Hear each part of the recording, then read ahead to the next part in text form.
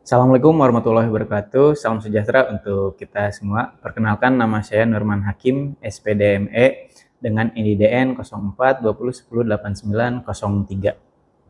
Saat ini saya bekerja di Home Base Program Studi Ekonomi Syariah, Fakultas Agama Islam, Universitas Ibnu Khaldun Bogor.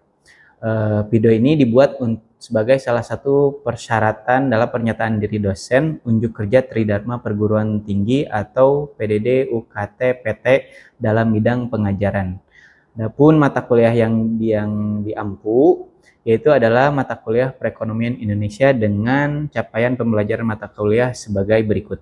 Mahasiswa mampu memahami berbagai peristiwa sejarah, baik kondisi ekonomi dan politik yang saling berpengaruh dalam perekonomian Indonesia dari tahun 1950 hingga sekarang. Kedua, mahasiswa mampu menilai sistem ekonomi mana yang lebih condong dianut Indonesia berdasarkan pendekatan faktual struktural dan pendekatan sejarah. Ketiga, mahasiswa mampu menganalisis pendapatan nasional, pertumbuhan ekonomi dalam konteks perekonomian Indonesia. Keempat, mahasiswa mampu menganalisis distribusi pendapatan dan hubungannya dengan pemerataan pembangunan. Kelima, mahasiswa mampu menganalisis fungsi penduduk dalam ketenagakerjaan. Keenam, mahasiswa mampu menganalisis pola konsumsi masyarakat dalam konteks perekonomian Indonesia. Ketujuh, mahasiswa mampu menganalisis investasi baik dalam dan luar negeri dalam konteks perekonomian Indonesia. Kedelapan, mahasiswa mampu menganalisis teori pengeluaran pemerintah dan penerimaan pengeluaran negara dalam konteks perekonomian Indonesia. 9. Mahasiswa mampu menganalisis perdagangan dan neraca pembayaran internasional dalam konteks perekonomian Indonesia. Dan 10. Mahasiswa mampu menganalisis komposisi dan struktur ekspor dan impor dalam konteks perekonomian Indonesia. Adapun materi dalam setiap pertemuan mata kuliah ini adalah pertama, 1. Pengantar perkuliahan dan sejarah perekonomian Indonesia pra-reformasi. Kedua, sejarah perekonomian Indonesia pasca reformasi. Ketiga, sistem ekonomi Indonesia. Keempat, pendapatan nasional, pertumbuhan dan struktur ekonomi. Kelima, distribusi pendapatan dan kesenjangan pembangunan. Keenam, penduduk dan ketenagakerjaan. Ketujuh, pengeluaran konsumsi masyarakat. Kedelapan, perdagangan dan pembayaran internasional. Lalu dilanjut ujian tengah semester. Setelah ujian semester ke-10 yaitu investasi, ke-11 pengeluaran pemerintah, ke-12 ekspor dan impor, ke-13 sektor pertanian, ke-14 sektor industri UKM dan ekonomi digital, 15 sektor industri keuangan dan perbankan syariah, dan terakhir ditutup dengan ujian akhir semester. Adapun bobot penilaian yaitu kehadiran 15%, tugas 20%, ujian tengah semester 25%, dan ujian akhir semester 40%. Berikut contoh video pembelajaran yang saya lakukan dengan materi Sistem Ekonomi Indonesia. Selamat menyaksikan. Assalamualaikum warahmatullahi wabarakatuh. Waalaikumsalam warahmatullahi wabarakatuh. Alhamdulillah wa syukurillah kita dapat berkumpul kembali di kelas perekonomian Indonesia ya, di pertemuan ketiga lebih tepatnya. Materi kita akan lanjut ke sistem ekonomi Indonesia.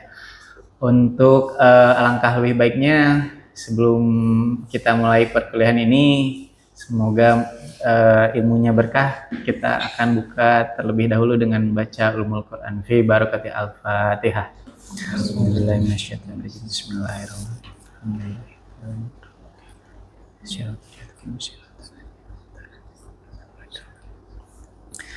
Amin. Baik, alhamdulillah. Bagaimana kabarnya hari ini?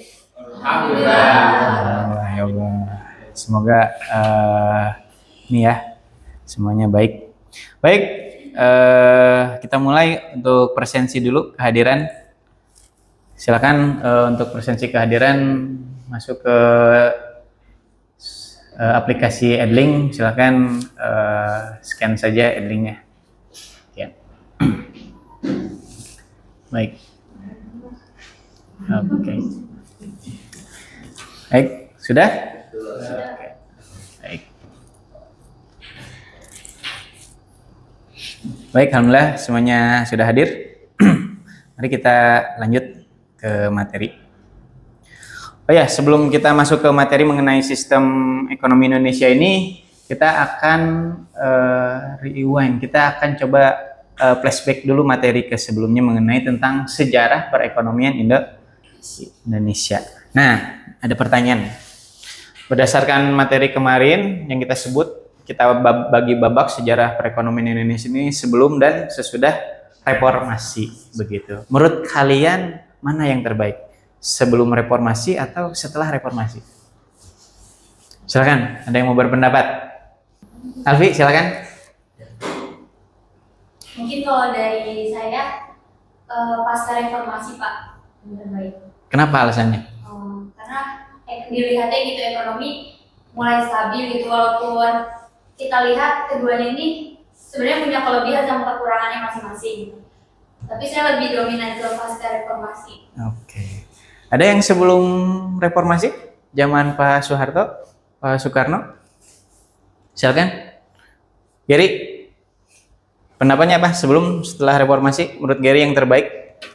Pasca reformasi Pak. Ah, kenapa menurut Gary? Ya karena kan lebih dominan aja, lebih baik dari sebelum yang daripada reformasi. Gitu ya. Rata-rata setelah reformasi ya, kayak gitu dan lain. Oke, memang kemarin kalau kita setelah lihat setelah reformasi ini demokrasi ekonomi itu berjalan pesat begitu ya, meninggalkan pemerintahan-pemerintahan yang bisa dikatakan banyak KKN-nya. Meskipun setelah reformasi ini pun kita tidak bisa memungkiri bahwa banyak sekali ya peristiwa-peristiwa korupsi yang mega korupsi juga gitu. Betul tadi kata Albi, semua zaman ada kelebihan dan kekurangannya. Oke, bagus sekali responnya. Nah, oke, katakanlah setelah reformasi dari pemerintahan Presiden Pak Habibie sampai ke Pak Jokowi. Menurut kalian, silakan di sini siapa sih presiden terbaik perekonomian Indonesia? Sejarahnya, apakah Pak B.J. Habibie, Pak Abdurrahman Wahid, Pak Gus Dur, Bu Megawati Soekarno Putri, Bu Mega, Pak SBY, atau Pak Jokowi yang sekarang kemarin setelah lengser? Silakan, ada yang mendapat? Oke, silakan. Rehan. Menurut pendapat saya pribadi sendiri, mungkin untuk presiden siapa yang terbaik dalam sejarah perekonomian, menurut saya itu B.J. Habibie. B.J. Habibie, kenapa? Karena dalam pas masa pemerintahan B.J. Habibie itu, beliau melakukan transisi ekonomi di mana dari sebelum reformasi ke pasca reformasi, di mana hal itu bukan hal yang mudah gitu Pak, dalam mengembalikan perekonomian yang terjadi pada masa Soeharto, apalagi pada akhir-akhirnya gitu yang telah mengalami keterpurukan. Mungkin itu sih Pak. Betul, krisis ini B.J. Habibie. Ada lagi pendapat lain? Pak SBY, Pak Jokowi, Rica? Kalau menurut pendapat saya, mungkin selanjutnya itu Pak SBY ya Pak. Kenapa tuh Pak SBY? Karena beberapa dari hutang Indonesia juga berkurang ya Pak. Betul. Perekonomian sebelumnya yang oleh Pak SBY ini. Dan juga ada sedikit kemajuan gitu Pak. Khususnya kita bisa beralih ke dalam gas LPG itu kan dari Pak SBY. Betul. Ada lagi Pak Jokowi mungkin di sini? Adakah? Saya ingin pendapat, ada nggak yang bagaimana sejarah perekonomian di Pak Jokowi ini? Ari? Kalau di era Jokowi ini kita lihat dari segi perekonomian Indonesia itu di zaman Jokowi Indonesia mengalami hutang yang bertambah gitu. Makanya kalau dikatakan sejarah perekonomian yang terbaik di era masa Jokowi itu tidak bisa disebutkan secara terbaik gitu Pak. Begitu Pak. Oke, baik, memang berkembang ya setelah pasca reformasi ini mengalami kenaikan dari Pak B.J. Habibie. Kita lepas dari krisis moneter ini memang lumayan sulit begitu. Tapi dengan kepemimpinan Pak Habibie ini luar biasa, ekonomi ini langsung bisa melesat gitu, tumbuh meskipun tertatih begitu ya. Gitu. Lalu disambung dengan Pak SBY dan lalu Pak Jokowi, meskipun ya dari Pak Jokowi sampai ke Pak SBY ini ada turbulensi ya, masing-masing memang memiliki gaya kepemimpinan. Nah pertanyaannya, kenapa setiap presiden itu memiliki karakteristiknya masing-masing, sejarah perekonomian, pertumbuhan ekonominya masing-masing? Itu tidak lepas dari bagaimana cara mereka memimpin. Lebih tepatnya sistem ekonomi apa yang mereka terapkan. Betul nggak? Iya. Kalau kita melihat pas saat pra-reformasi ini, baik itu Pak Soekarno ataupun Pak Soeharto sangat militeristik. Wah, segala saat itu. Memang betul ada ekses begitu. Militer tapi sejahtera. Nah, setelah reformasi bebas, pendapat bebas. Tapi ternyata ekonominya juga sangat dinamis sampai saat ini. Nah, jadi setelah pertemuan ini mengenai sistem ekonomi, kita akan mencoba menilai sistem ekonomi mana sih yang lebih condong dianut Indonesia, terutama dari berjalannya periode berdasarkan dua pendekatan. Oke, baik faktual, struktural, atau pendekatan sejarah begitu. Baik, langsung. Apa itu sistem ekonomi? Menurut Profesor Dumeri, silakan Putri, tolong dibaca sistem ekonomi. Definisi sistem ekonomi apa? Sistem ekonomi merupakan sistem yang mengatur serta menjalani hubungan ekonomi antar manusia dengan seperangkat kelembagaan dalam suatu tatanan kehidupan. Nah, begitu. Lebih singkatnya, sistem ekonomi ini terdiri dari 3 unsur. 1, manusia sebagai subjek atau orang pelaku, betul. Kedua, barang-barang ekonomi sebagai objek. Barang-barang ekonomi ini adalah komoditas-komoditas kita. Sebagaimana ekonomi itu ada ilmu untuk memenuhi kebutuhan. Bagaimana kebutuhan itu ya barang-barang ekonomi tadi. Komoditas-komoditas. Lalu ketiga, seperangkat lembaga. Jadi ada lembaga-lembaga yang terkait dalam sistem ekonomi itu, baik formal ataupun non formal. Seperti itu ya. Katakanlah itu pemerintah, ada pihak swasta dengan berbagai macam di sektor perekonomiannya ya. Lalu ada kebiasaan, perilaku, dan etika. Nah, ini yang menyangkut tentang tadi kepemimpinan sistem ekonomi apa yang pemimpin presiden kita itu setiap periodenya yang dianut begitu. Itu menjadi suatu ciri khas masing-masing sistem ekonominya begitu. Lanjut, setelah teori ini, secara teori ada 2 kutub sistem ekonomi di dunia ini ya. Sebelum kita lebih takluk ke lebih sempit mengenai Indonesia, ada 2 sistem ekonomi. Pertama kutub X dan kutub Y. Nah, masing-masing 2 kutub ini punya saling bertentangan karena mereka punya pemikiran yang berbeda-beda. Betul. Katakanlah kutub pertama, kutub X itu liberalism. Liberalism itu adalah paham-paham kebebasan. Lalu paham yang berseberangannya itu komunisme. Semua. Jadi dalam 2 kutub ini, liberalism dengan komunisme ini, mereka punya paham filsafat tersendiri, ideologi politik. Bagaimana kalau liberalism itu tidak boleh ada satupun pihak yang membatasi. Sebaliknya, komunisme dibatasi. Nah, politik, terutama komunisme itu dibatasi oleh negara dan lain. Dari sisi rezim pemerintahan, kalau liberalisme itu demokrasi, kalau dari komunisme itu otokrasi. Lalu ideologi ekonominya yang paling mencolok kapitalisme. Sedangkan di komunisme itu adalah sosialisme begitu. Jadi karena kapitalisme ini dasarnya itu adalah kebebasan, artinya apa? Segala perilaku ekonomi, segala proses manusia untuk memenuhi kebutuhannya tidak boleh dibatasi oleh apapun.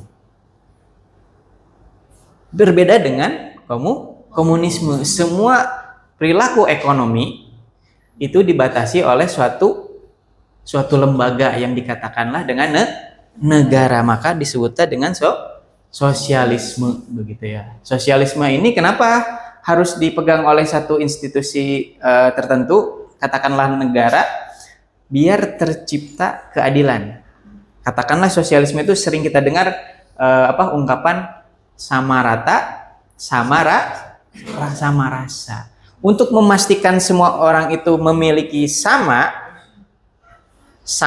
bagiannya, sama proporsinya, harus ada satu lembaga yang menaungi, yaitu lembaga yang namanya negara. Berbeda dengan kapitalisme, tidak boleh ada satupun, termasuk negara. Apa yang terjadi? Pengelolaan ekonomi di dalam kapitalisme itu adalah mekanisme pasar. Supply and demand, penawaran dan permintaan. Apa yang menyebabkan penawaran dan permintaan?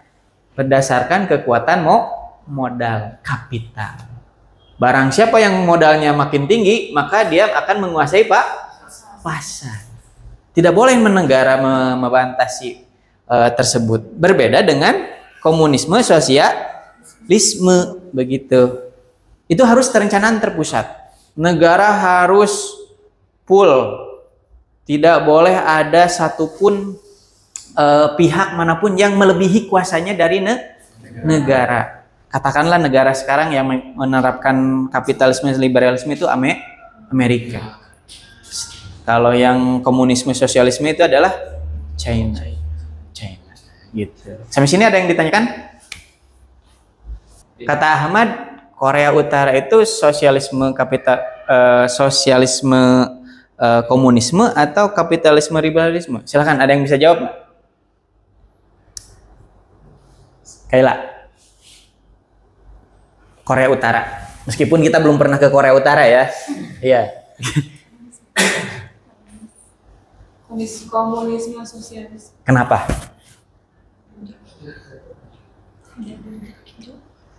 Tahu nggak Facebook? Ada nggak Korea Utara itu mereka menggunakan Facebook? Jangankan Facebook, Google. Mereka tuh terencana tidak boleh ada aplikasi apapun yang digunakan selain yang pemerintah punya. Begitu. Karena apa? Informasi kan bisa keluar dan lain. Betul nggak? Nggak seperti kita terbatas. Hanya dari sisi informasi saja terpusat dan lain. Apalagi dari sistem ekonominya. Betul. Korea Utara adalah menganut sosialisme komunisme. Berbeda dengan Korea Selatan. Korea Selatan? Ada yang pernah ke Korea Selatan? Sering nggak nonton Korea Selatan? Korea Selatan apa sistem ekonomi yang dianut? Kalau menurut aku kayaknya 50-50 sih. Kenapa? Kayak dia bisa berpikir bebas tapi bisa ada dipimpin sama negara gitu. Jadi kayaknya komunisme juga deh. Begitu. Korea Selatan itu lebih menganut liberalisme. Gitu. Ya, memang kita agak sedikit pusing ya menilai apa sih kok liberal kok tapi sedikit ada ngatur-ngatur gitu ya pemerintah kayak gitu, betul nggak? Atau yang seperti China ini ngatur-ngatur kok tapi ada liberalisasinya ya ekonomi. Nah begitu. Setelahnya kita akan lanjut. Itu tadi Korea Selatan dan Korea Utara. Bagaimana dengan Indonesia? Nah, menurut kalian Indonesia ini sistem ekonomi yang Indonesia kita anut sekarang itu liberalism, komunisme atau? Nah, silakan. Coba menurut kalian ada nggak? Indonesia itu sekarang ya pemimpinan sekarang ya. Menurut kalian liberalisme kapitalisme atau sosialisme komunisme? Meskipun tadi kata Muti memang tidak condong, tapi kayak dua-duanya dipakai gitu, dianut. Tapi ada nggak kecondongan kedua itu? Kalau menurut saya sih liberalisme sosialisme ya. Iya, apa liberalisme kapitalisme. Soalnya di Indonesia itu kayak lebih orang-orang kaya gitu, atau yang punya modal dan harta itu lebih berkuasa. Kita tahu gitu di lapangannya. Terkadang aparat atau pemerintah juga bisa tumbuh gitu pada orang-orang yang mempunyai harta lebih dan juga tahu kesenjangan ekonominya itu lumayan besar. Betul. Orang miskin besar. Oke. cara untuk mengukur apakah suatu negara, salah satunya itu Indonesia ini, menganut liberalisme atau komunisme atau sebaliknya ya, sosialisme komunisme, kita gunakan dua cara. Bagaimana mengukur kadar ismenya itu, apa lebih ke kapitalisme atau ke komunisme, dengan dua pendekatan. Satu pendekatan faktual, struktural, yang kedua adalah pendekatan sejarah. Nah, dengan dua pendekatan ini kita bisa melihat condong kemana nih negara ini, negara Indonesia ini, apakah ke kapitalisme atau ke sosialisme, kayak gitu. Baik, apa itu pendekatan faktual struktural, Mat? Menelaah peranan pemerintah atau negara dalam struktur perekonomian. Peranan pemerintah mengatur sektor-sektor produksi secara sektoral atau lapangan usaha dan berbagai kegiatan usaha atau bisnis lainnya. Nah, jadi mengukur kadar sistem ekonomi dengan pendekatan faktual struktural adalah melihat peran pemerintah itu sendiri dalam perekonomian. Dimana kalau pemerintah sangat dominan dalam perekonomian, berarti dia sistem ekonominya komunisme, sosialisme, seperti Cina dan Korea Utara. Tapi kalau peran pemerintah itu sangat minim, bukan tidak ada ya, sangat minim. Yang terjadi ya adalah itu sistem ekonomi yang dianut seperti Amerika dan Korea Selatan. Nah, ini lihat bagaimana kita bisa melihat sistem ekonomi ini, peran pemerintah. Peran pemerintah ini dikategorikan dua. Pertama, government expenditure, yaitu dalam bentuk pengeluaran pemerintah, APBN setiap tahun.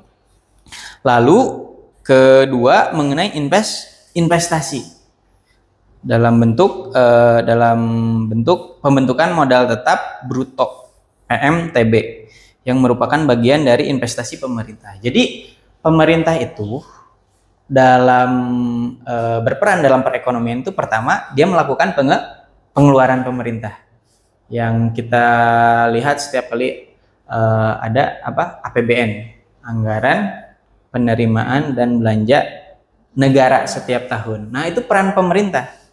Kalau pemerintah dalam perekonomian itu tidak banyak melakukan pengeluaran, berarti apa? Ekonomi itu 100% sepenuhnya diserahkan pada mekanisme pasar. Katakanlah begini, kalau pemerintah tidak mengurus listrik, apa yang terjadi? Perusahaan-perusahaan listrik di Indonesia adalah yang megang swasta, pihak swasta, betul nggak? Jadi siapapun yang punya modal untuk membangun perusahaan listrik dan menyediakan listrik semurah mungkin, nah itulah dia yang mengatur masalah perekonomian bagian sektor kelistrikan tadi. Itu listrik. Tapi kenyataannya apa? Perusahaan negara kelistrikan ini siapa yang megang? PLN ya. Perusahaan listrik negara. Milik siapa itu PLN itu?